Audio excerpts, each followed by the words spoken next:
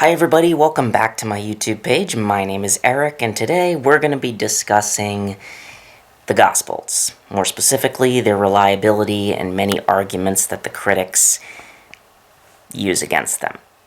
Now, when it comes to the New Testament, there are wildly differing opinions about its credibility. I mean, there are many people who will say it's the most reliable document in antiquity. It's one of the most corroborated, earliest, and it's unmatched. And there are others who say that it's hopelessly unreliable, that it's way too late to be considered a valid source for the life of Jesus, and on top of that, it also is not well documented or supported in history. Is there any hope of coming to a conclusion? It seems like every other side is accusing people of lying, or whether they're just not knowing the facts. It seems like a hopeless mismatch of conflicting opinions, and we never really seem to get anywhere. So is there any hope at knowing why our beliefs about the New Testament's credibility are true? Well, in this video, we're going to discuss that by diving into the Bible and diving into some of the wackiest and most underlooked passages in Scripture. Now, before we go any further, I would like to also point out the methods that many people have objected to. We've already gone over the arguments against miracles, or why we should be me arguing why I don't agree about being hyper-skeptical of them from the outset, as well as other things like contradictions. I've already gone over those in other videos, so take a look at them if that's something that you're interested. The overarching theme of this episode is going to be going over expectations. What it's reasonable to expect of historical documents from back then. Let's delve into one of the earliest examples in the Gospels, the slaughter of the babies at the hands of King Herod. Now, recently we had a very tragic event of the Nashville school shooting, and many of the stories were published within hours or minutes of the event actually happening. It was tragic, and pretty much everybody on social media had an opinion about it, always condemning the tragedy, and rightly so. But what was it like in the ancient world?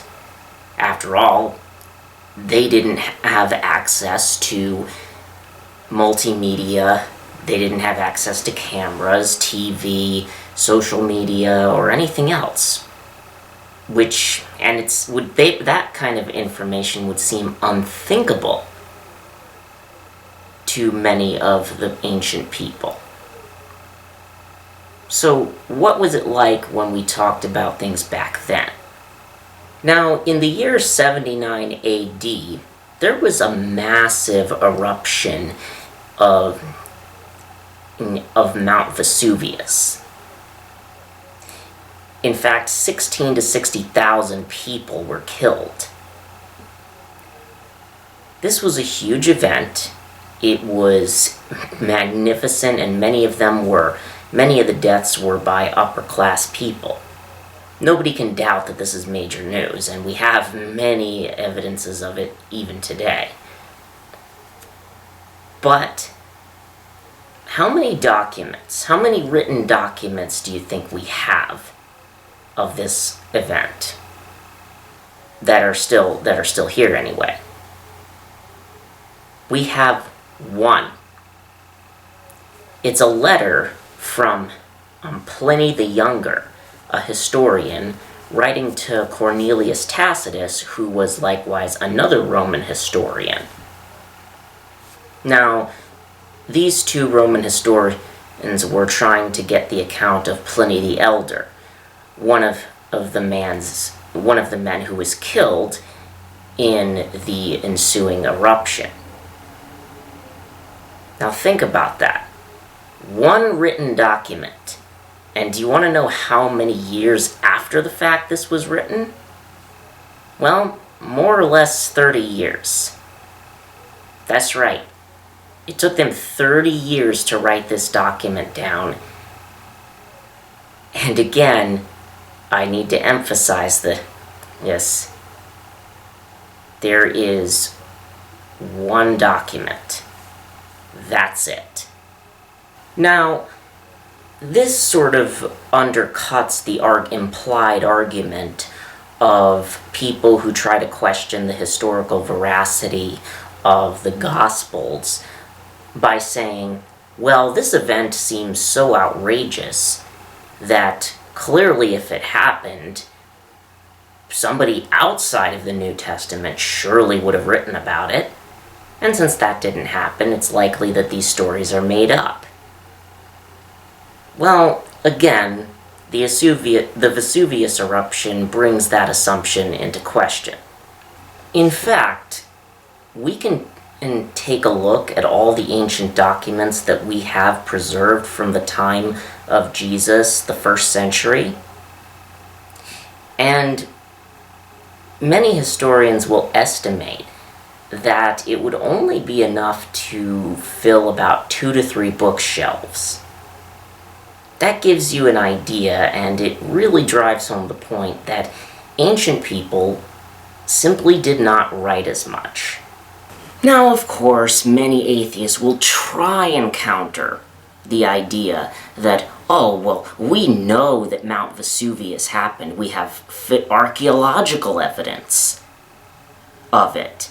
Well, leaving aside the fact that given some of the other events that we're going to discuss in the New Testament that actually do have archaeological evidence to back them up as well, this argument completely misses the point. Like I said before, this isn't just a one-time example. There are so far less books that are actually, again, that have survived from the 1st century that actually last until until now. So this isn't a one-time event or a one-off. Imagine, if you will, you have this group of people living in a home, and you have video cameras as well as people writing down what they do for some reason. Now, if they say that one of them likes to play sports, the other one likes to knit, and the mom and dad work at home or something, and we have camera evidence of them doing it, and we have people writing it down. Now, imagine, if you will, through, after weeks of doing this with camera, they decide the cameras are down or something. Now, does that mean that if we only have the people writing it, and they record the same activities happening, does that mean that, we can't trust that document, it's we should now expect them to act completely differently? Well, no, of course not. It's not, the point is that if this event happened and far few people wrote about it, then why should we expect an event of comparatively smaller scope to have been widely documented in the ancient world? And just to give you an idea of pretty much the scope of, for example, the King Herod killing those babies was, comparatively, as tragic as it was, Bethlehem was a pretty small town.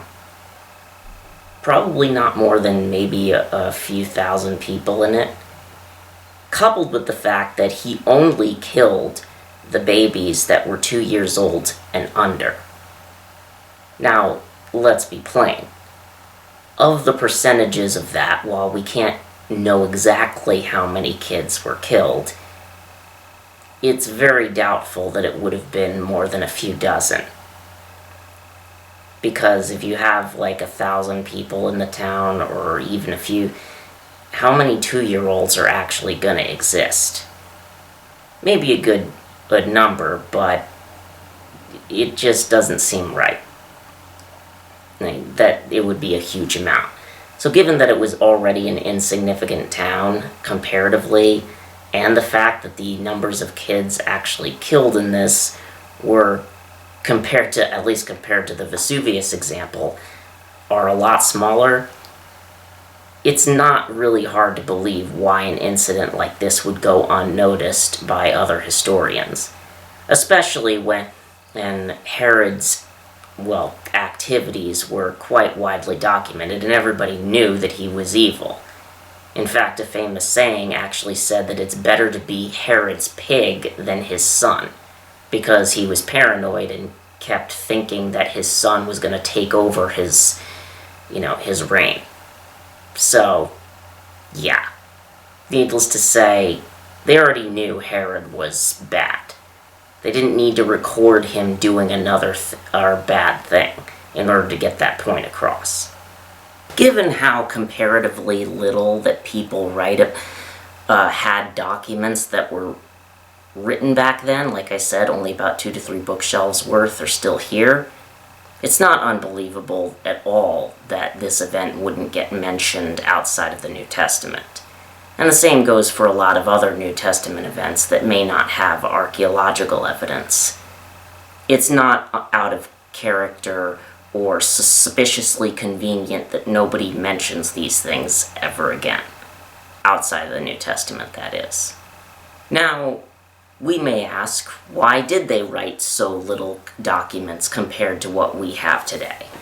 Well, the thing is that one thing we have to realize is that books were not made to last 2,000 years. And really, unless they were copied, they would originally be lost.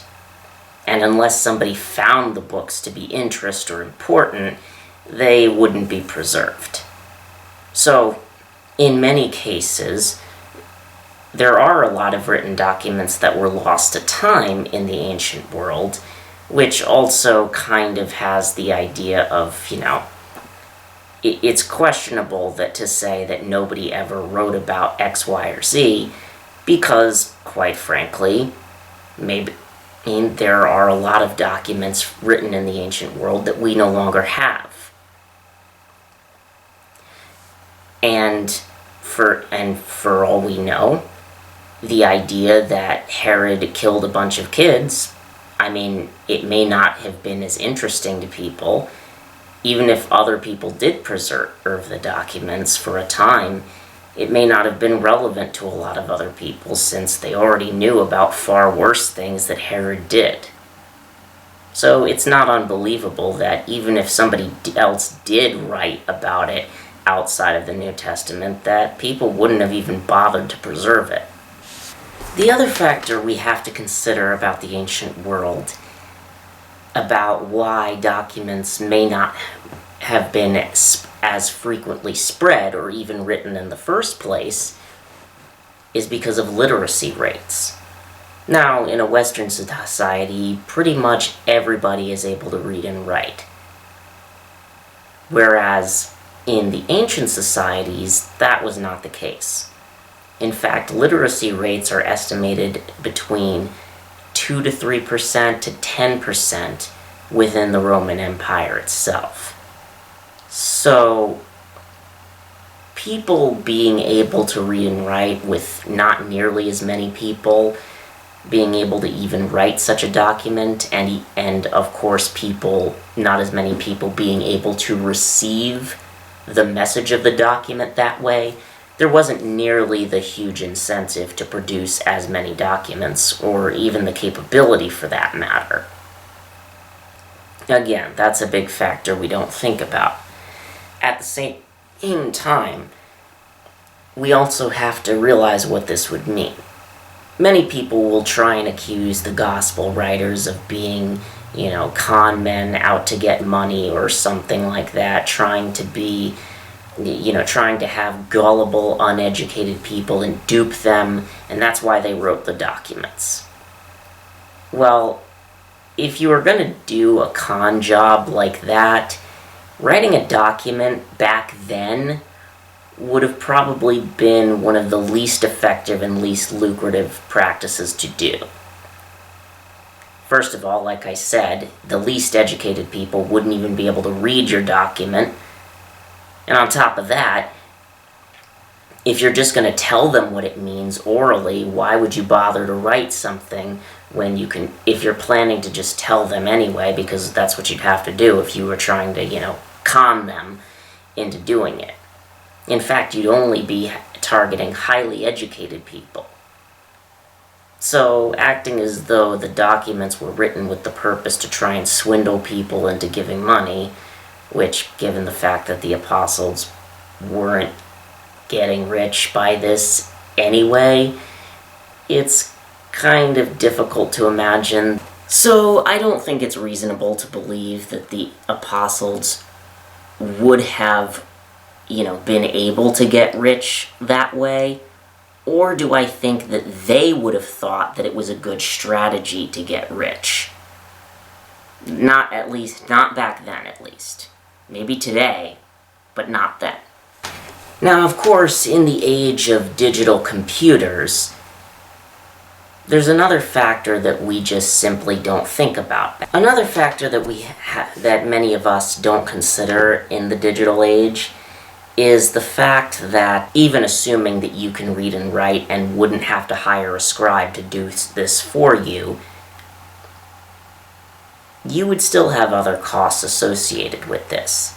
It's far harder to write a document back then because you'd actually have to write it by hand, and you'd have to buy ink, and you'd have to buy a scroll, and you'd have to spend a lot of time writing it. You'd actually have to carefully plan out what you were writing. Because again, remember, if you just are writing it down on the fly, well, that would be very cost effective, because if you changed your mind later, you'd basically have to start from scratch and spend more money on more scrolls. In fact, writing this script, I made countless errors, revisions, corrections to my document, basically with the backspace.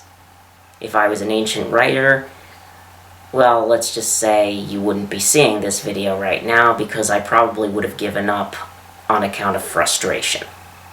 Assuming, first off, that your copy, that you got it all right on the first try, and everything else went according to plan, it would take a long time to write that.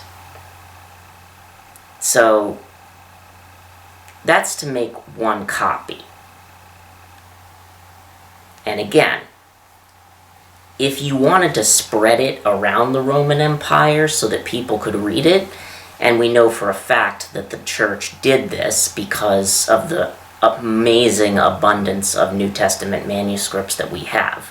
In fact, even non-Christian scholars will admit that the New Testament basically has far more copies than any other historical document of the time. Writing all the copies, all the time. Well, first of all, that's a way to lose money, not gain it, if you're wanting to be a con artist. Not to mention the fact that really you'd have to be working your job on top of this, so it would be a long project. So, needless to say, this was not a lucrative endeavor, and it would not be worth it to any con artist who was trying to con supposedly simple-minded people, as the narrative that critics will often try to posit. The New Testament time was pretty much an oral culture. Now, many critics will try and say that the New Testament documents are corrupted because it's basically just like the children's game of telephone, that they couldn't have kept it all together, since essentially it's just people telling the same stories and then it gets exaggerated and bigger and bigger and bigger. And quite frankly, this is nothing more than chronological snobbery. Because there are certain places in the world where this is true, and that many people do study those oral cultures. But here's the first reason why it's not applicable to the situation specifically with the New Testament. Number one, the Gospel of Matthew was written firsthand, so it's not as though it's just one person writing it again and again and again and again and again, just like, it's not like the fifth person is writing the document. No, it's the first person writing the document, so it's really like the first person in the chain just writing it. So, which would make for a rather boring game, but again, it's far more effective than the game of telephone. The same thing with the Gospel of John. Now, in the case of Mark and Luke, where they weren't eyewitnesses themselves, even here, this connection is rather tenuous. Because, first of all, you have to remember that in telephone, you can't just go right back to the first person. You have to go through the chain successively. Luke and Mark had the freedom to just go right back to the first person and ask them. On top of that, in telephone, you have to whisper the answer. You can't say it out loud, which obviously would not be a limitation in the real world. And on top of that, you can only say it one time in the game of telephone, whereas in the real life, you can repeat it as many times as it needs to be written, as it needs to get the point across.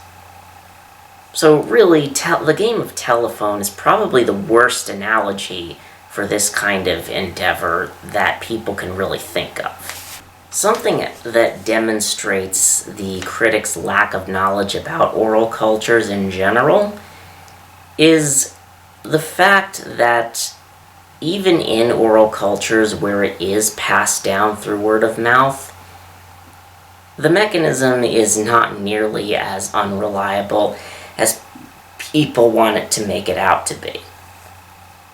First of all, in oral cultures, again, the rule of whispering doesn't apply, and the rule against repetition or going back to the first person who saw it also doesn't apply. But in an oral culture where literacy rates are not nearly as high, people have to learn to use their memories. And memories are not these immutable characteristics that human beings are just stuck with. No, you can actually improve your memory, and there is a scientific article to back that up. It's similar to working your muscles, but not exactly the same. So, it is perfectly fine that people who work their mind muscles for long periods of time would naturally have more adept memories. At the same time, we also have to consider another factor about oral tradition, and if we don't believe me, the results of this are actually documented. It wasn't uncommon for people in the Jewish world specifically to have memorized the entire Old Testament. The New Testament is child's play compared to the Old, at least in terms of memorization.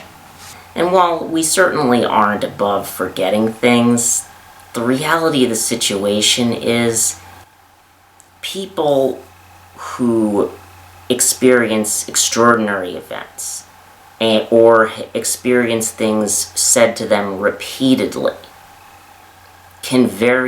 are more prone to remember those specific events. And since Jesus was a rabbinic teacher who, again, it was standard procedure for him to repeat his teachings many times until the disciples could remember them and apply them in their lives, that would certainly fit the bill of something that's more memorable. Miracles certainly fit the bill of being astonishing. Many people who've experienced traumatic events or extraordinary events or really special events can very often remember those in great detail even decades later. Things like war stories, childbirth, even, unfortunately, assault, those things can all factor in and be very vivid in a person's mind, even decades later. So, with all these factors contributing to this, acting as though they would have been incapable of remembering the events of the New Testament is not very likely.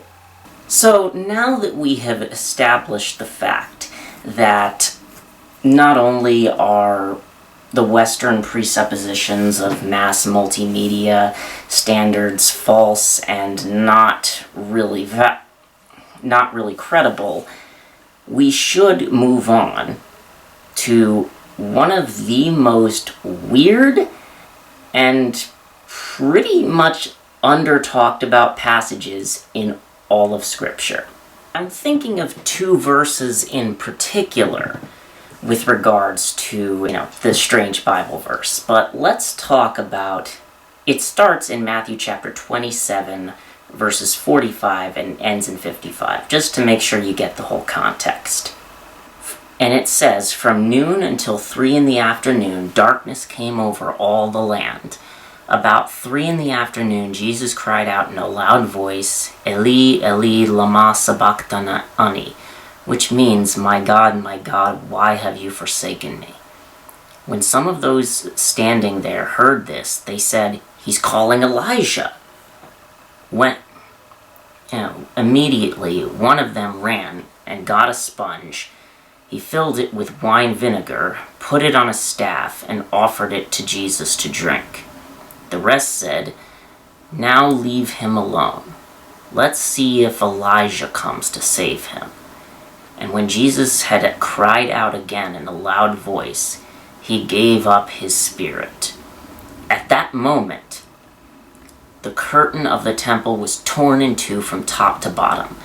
The earth shook and the rocks split. And here's the part that's not talked about. And the tombs broke open. The bodies of many holy people who had died were raised to life. They came out of the tombs after Jesus' resurrection and went into the holy city and appeared to many people. When the centurion and those with him who were guarding Jesus saw the earthquake and all that had happened, they were terrified and exclaimed, 'Surely he was the Son of God.' Many women were there watching from a distance. They had followed Jesus from Galilee to care for his needs. Among them were Mary Magdalene, Mary the mother of Jesus, and Joseph, and the mother of Zebedee's sons. Now, many people may be thinking, wait, that's in my Bible? Where did that come from? Well, yeah, it is in your Bible. We'll see that not only is this incident with the earthquake as well as the darkness actually pretty well evidenced, but on top of that, dead saints isn't nearly as hard to believe as many people want to make it out to be. Let's remember what we just learned about ancient history with the Vesuvius example. There's one document written about that, and there is a lot of archaeological evidence to support it. But remember, don't expect countless people to write about these things. So, is there evidence, first of all, of an earthquake? Well, actually, yes. In fact, the sedimentary and the geologists who looked in this area found evidence of an earthquake happening in Jerusalem sometime between the 1st century. It's a margin for error. We can't estimate it completely accurately, but it definitely occurred sometime around 31 AD. And they know the earthquake happened because of the buildup of sediment and just basically looking at the soil and everything else in that way.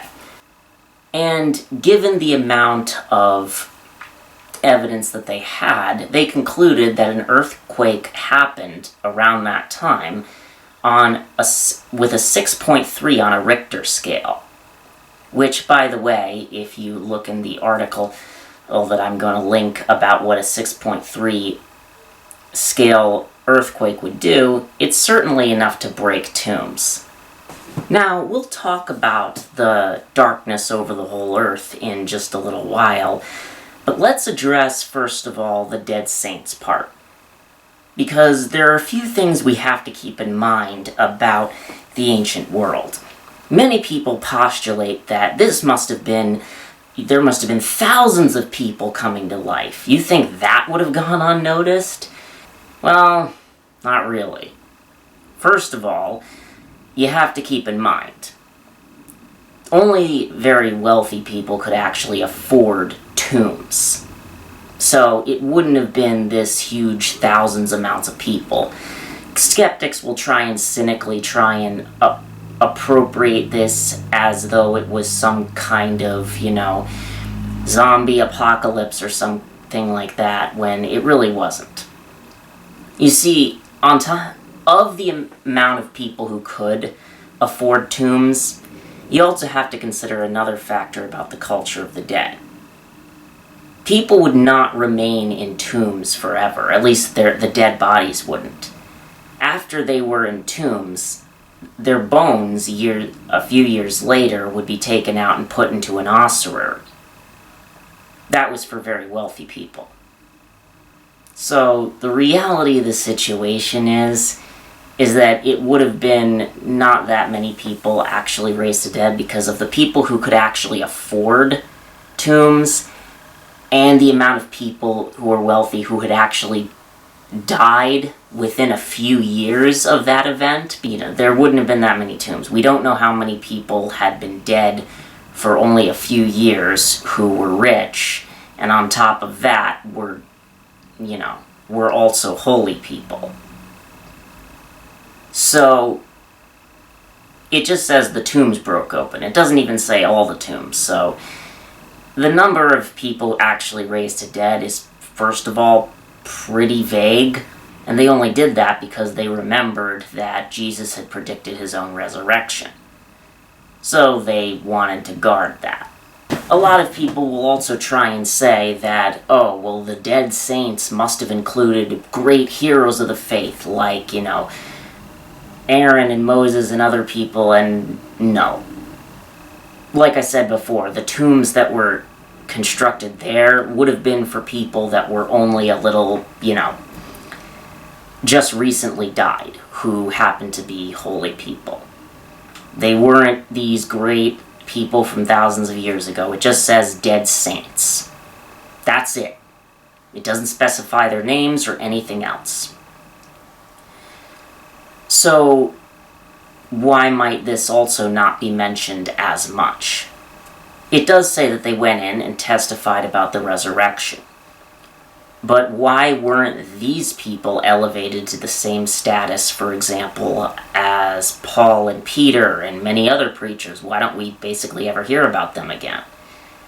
Well, there actually is a pretty good reason as to why. But there is a reason why they may have been keeping a low profile.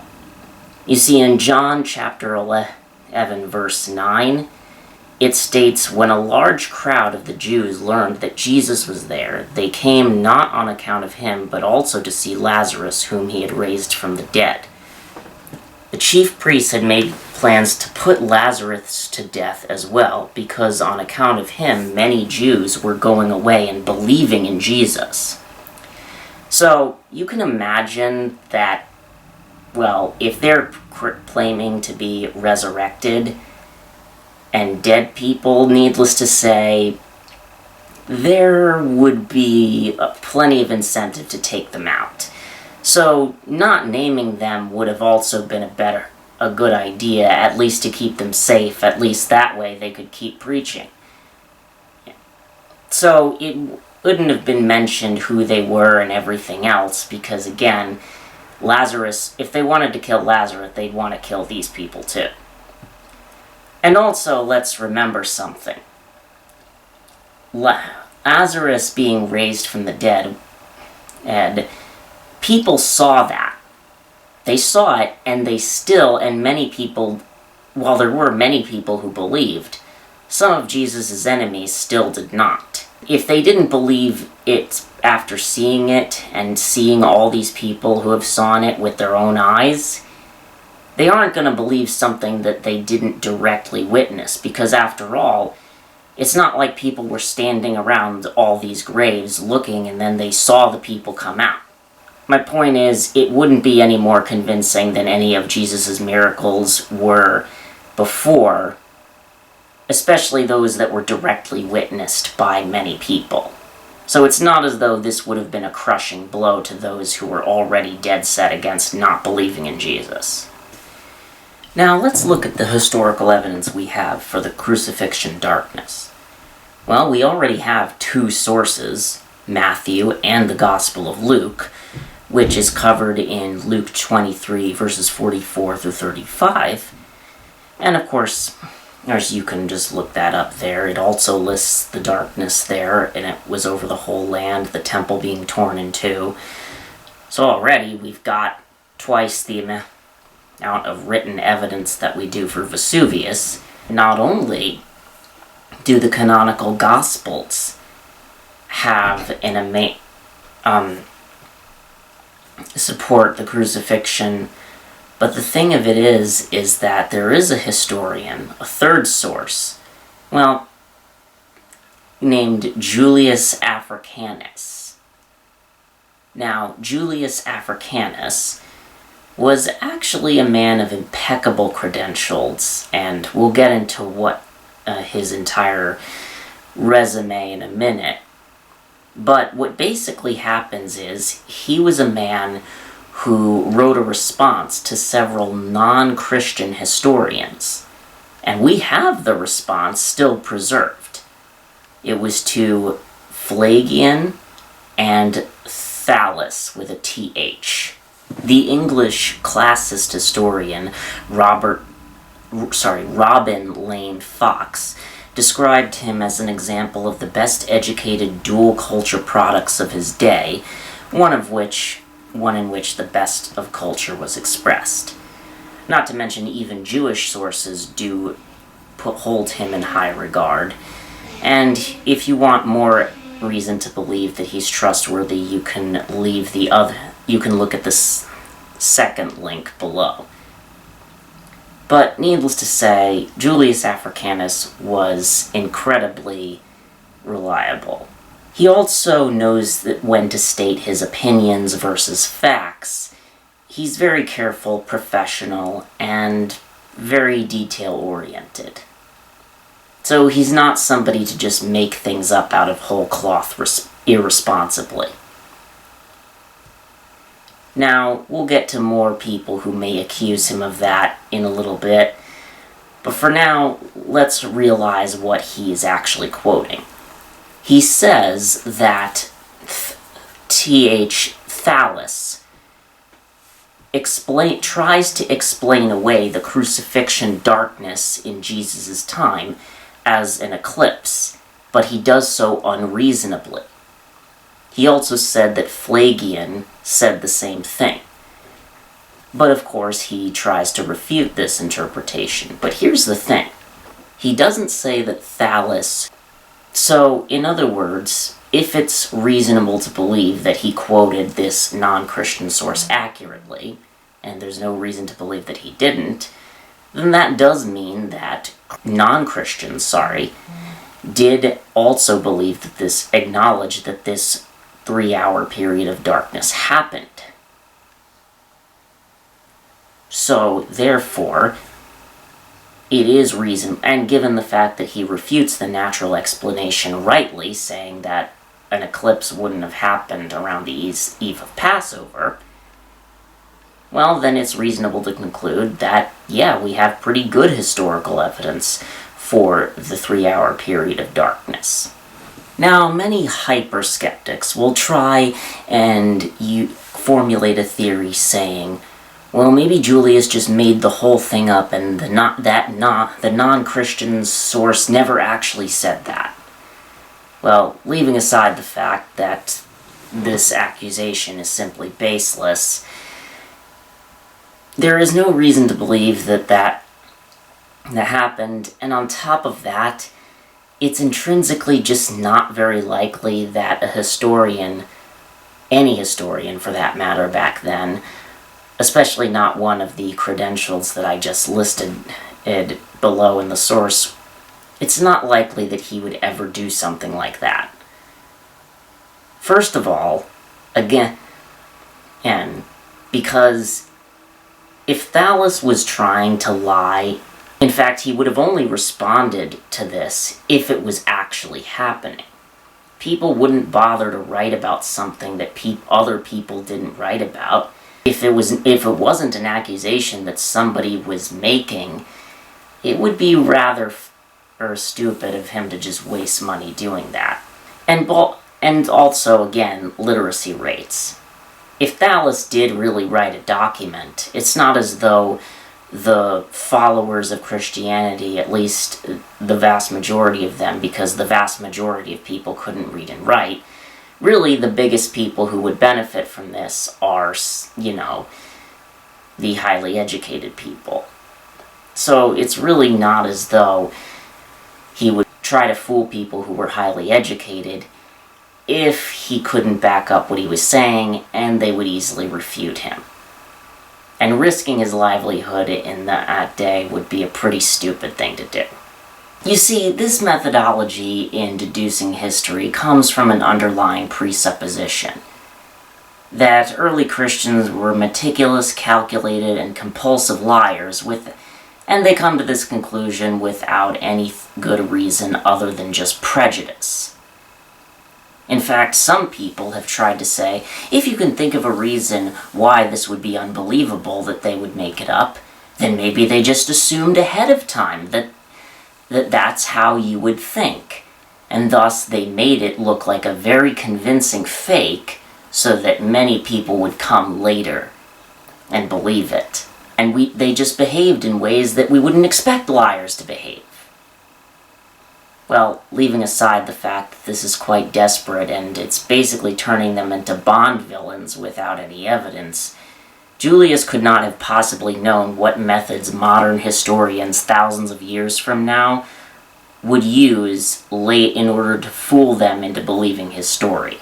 None of them could have imagined the world that we live in, or what methods we would have discovered, what kind of resources we would have, or anything like that.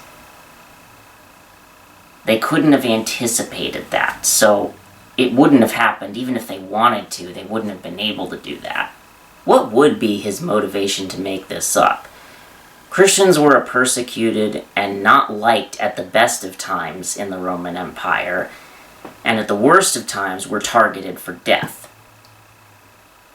Why would you trust the Roman Empire over persecuted minorities? It would be like trusting the government of Saudi Arabia implicitly and being unbiased while thinking that all of the people who were oppressed by them were just compulsively dishonest about what they believe and everything else. This is flawed and frankly unreasonable. We can't simply start from a default premise of Christians are compulsive pathological liars and non-Christians are pure, dispassionate seekers of truth. It is prejudiced and baseless. Like I said in my Miracles video, there are three possibilities when somebody is telling you the truth, or when somebody's telling you something. One, they're lying and they know they're telling you a falsehood. Two, they think they're telling you the truth, but they're actually sincerely mistaken. And three, they're trying to tell the truth and they succeed at it. Well, like I said, the early Christians in the first century wouldn't have a motivation. They'd know whether they saw Jesus resurrected or not. They knew you can't be honestly mistaken about the fact that you saw miracles happen for 3 years. You can't be honestly mistaken about the fact that you spent 40 days with somebody, touched him, and saw miracles like the Ascension on top of that. You can't say things like that and think you're telling the truth. Now, in the case of, Muslim extremists, for example, it's possible that they can be sincerely deceived. They live in a homogeneous culture, and they believed that it was true, and Islam is basically taught as fact. So yeah, it's perfectly understandable that they would be sincerely deceived into dying for something that they thought was true. But that doesn't apply to the Christians in this world, in the first century certainly. They were raised in a different religious context. They were raised in, a hostile environment to their faith. So no, this doesn't work. So, if it's unlikely that they would want to make up a religion like that, and it's unlikely that they could be sincerely deceived, the most likely explanation is that they were telling the truth to the best of their ability, and what they were saying is actually true. So, to sum up the idea of the Julius Africanus argument and everything else, basically we have more written evidence for this than we do for Mount Vesuvius. And we also, in addition to that, Julius Africanus has a quote from a non-Christian writing that doesn't deny that the darkness exists. He merely tries to provide a natural explanation for it, which means that Christians and non-Christians both agree that it happened. And since the Christians' explanation of a supernatural occurrence rather than a natural one, which was suggested by Thallus, saying, oh, it was just an eclipse, since that's unlikely, it's more reasonable to go with a supernatural miracle actually happened. And since it's unlikely and counterintuitive to assume that this is completely doctored or completely made up by Thallus, then it's reasonable to believe that we have good reason to believe that this crucifixion darkness actually happened. So, basically, the archaeological evidence shows the earthquake. We have perfectly reason to believe that the dead saints wouldn't appear in a vast majority of huge texts and wouldn't make themselves super known, and it's not like the story would have been nearly as big as critics would make it out to be. And 3, we have evidence of the crucifixion darkness. The Vesuvius example has a lot of archaeological evidence, admittedly, but it only has one written source. So we can basically see that ancient people didn't write as much, and that if they were to write, they'd have to have a good reason, and it wouldn't be something that con artists would resort to. Now, many people might try and ask, well, Thallus was in the 2nd century, not the 1st, so couldn't he have just been mistaken about the crucifixion darkness, even if we assume that he was writing about this, and it was just as Julius Africanus said? Well, this isn't really an issue. Because first of all, again, we have Thallus's credentials in another link below. But also, historians in the ancient world would have been able to, in other words, if they wrote this long history of this, they most likely would get their information from more primary sources that would be written much closer to the events. A good example of this is Alexander the Great. The biography that we have survived about him wasn't written until hundreds of years after his actual, the events of his life. But it's kind of similar to, how today we might write an encyclopedia of the presidents. And it can include factual information from them. Now, that doesn't mean... Now, the fact that the book was written 200 years after George Washington, for example, it doesn't mean that it's an unreliable source, because the encyclopedia itself would refer to other, more early sources for its information. And it doesn't seem reasonable that he would concede that a miracle happened if it didn't. So, really, it's not very likely that he was just sloppy. So, overall, arguments from silence and late dating generally aren't really all that reliable. Again, this was very standard in the ancient world, and we need to adjust our expectations accordingly. Now, it is true that liberal scholars tend to place the Gospels between 70 AD and, Mark and Luke and Matthew in the 80s, and different thing, and John even in the 90s. But even so, that's not all that uncommon in ancient history. Now, that being said, can we make a case for an earlier date for these Gospels? Well, yes, we can. And I will in the next video, just for now. So thank you very much. I hope that this video was informative to you. Sources will be in the description. Love y'all, and have a happy Easter. God bless.